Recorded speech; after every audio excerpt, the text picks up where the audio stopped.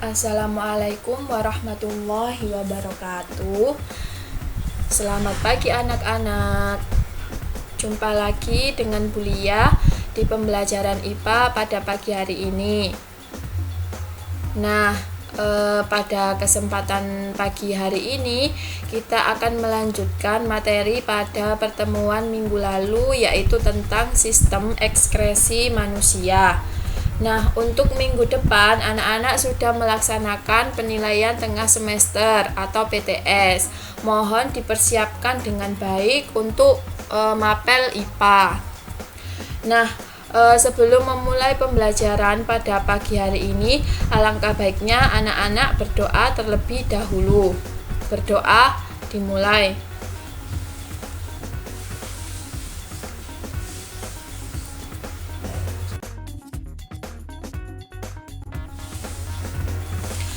Nah, masih ingat pada pertemuan sebelumnya kita sudah membahas tentang organ yang berperan pada sistem ekskresi manusia, yaitu pada pertemuan yang lalu ada ginjal.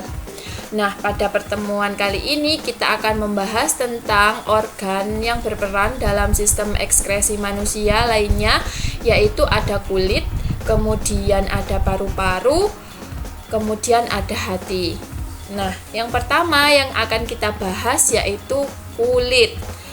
Nah, kulit berfungsi untuk pembentukan dan pengeluaran keringat, kemudian mengurangi kehilangan air dalam tubuh, kemudian mengatur suhu tubuh, kemudian menerima rangsangan dari luar, serta melindungi jaringan di bawahnya dari kerusakan-kerusakan karena gesekan, penyinaran, berbagai jenis kuman, dan zat kimia berbahaya lainnya. Nah, kulit terdiri dari 3 lapisan. Yang pertama yaitu ada lapisan epidermis, dan yang kedua ada lapisan dermis. Nah, yang pertama yang akan kita bahas yaitu tentang lapisan epidermis kulit. Nah, di lapisan ini merupakan lapisan terluar yang tersusun atas sel epitel yang mengalami keratinitas. Nah, di lapisan ini juga terdapat pembuluh darah dan juga serabut saraf. Nah, pada lapisan epidermis sendiri itu juga terdapat beberapa lapisan, yaitu ada stratum corneum, kemudian ada stratum lucidium, kemudian ada stratum granulosum, kemudian stratum germanifitum.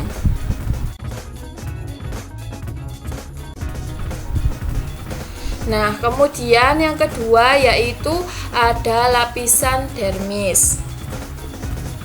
Nah, pada lapisan ini terdapat otot penegak rambut, kemudian ada pembuluh darah, pembuluh limfa, sarat, kelenjar minyak, dan juga kelenjar keringat. Kemudian yang ketiga yaitu ada lapisan hipodermis. Nah, lapisan ini merupakan kumpulan jaringan ikat yang berfungsi untuk melekatkan kulit pada otot. Di lapisan ini juga tersusun atas jaringan lemak yang berfungsi untuk mengatur suhu tubuh.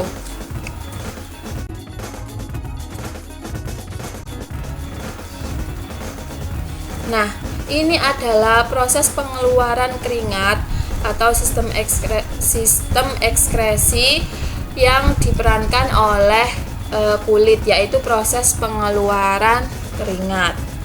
Nah, proses pengeluaran keringat itu diatur oleh hipotalamus yang terdapat pada otak. Nah, kemudian hipotalamus nanti akan menghasilkan enzim bradikinin yang dapat bekerja untuk mempengaruhi kegiatan kelenjar keringat. Nah, jika hipotalamus mendapatkan rangsangan, misalnya perubahan suhu pada pembuluh darah, maka rangsangan tersebut diteruskan oleh saraf simpatetik ke kelenjar keringat.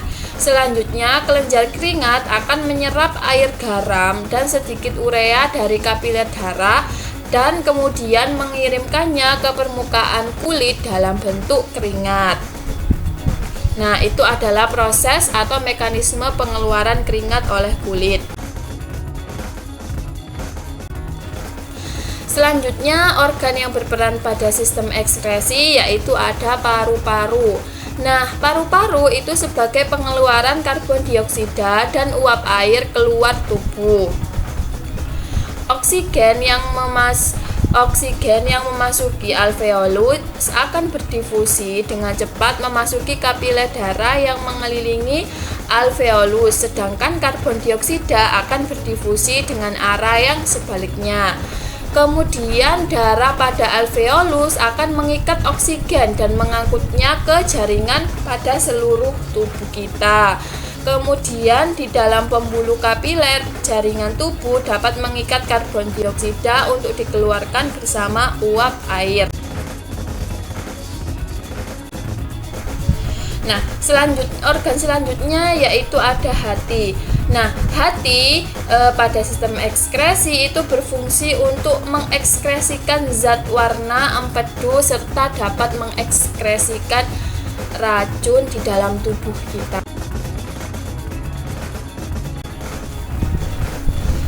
Nah, kita sudah selesai membahas tentang sistem organ yang berperan pada sistem ekskresi manusia. Ada ginjal, kemudian ada kulit, kemudian ada paru-paru, dan juga hati. Selanjutnya kita akan membahas tentang gangguan pada sistem ekskresi manusia dan upaya untuk mencegah atau menanggulanginya. Gangguan yang pertama yaitu ada nefritis. Nefritis adalah penyakit rusaknya nefron terutama pada bagian-bagian glomerulus ginjal. Nefritis disebabkan oleh infeksi bakteri Streptococcus. Lah, upaya penanggulangan penyakit nefritis yaitu dengan proses cuci darah atau pencakokan ginjal. Kemudian ada batu ginjal. Nah, batu ginjal merupakan gangguan yang terjadi akibat terbentuknya endapan garam kalsium di dalam rongga ginjal. Nah, saluran ginjal atau kandung kemih. Batu ginjal berbentuk kristal yang tidak dapat larut. Nah, upaya yang dapat dilakukan untuk mencegah dengan meminum air putih secukupnya setiap hari. Kemudian membatasi konsumsi garam karena mengandung natrium tinggi serta tidak sering menahan kencing.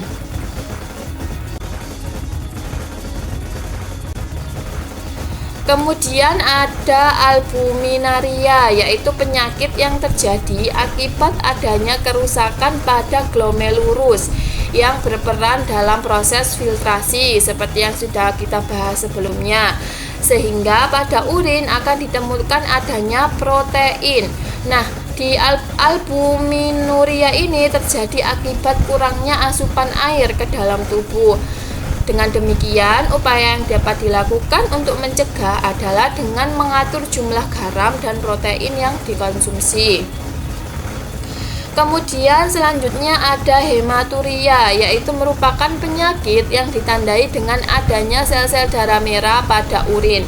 Gangguan ini disebabkan karena adanya infeksi pada saluran kemih.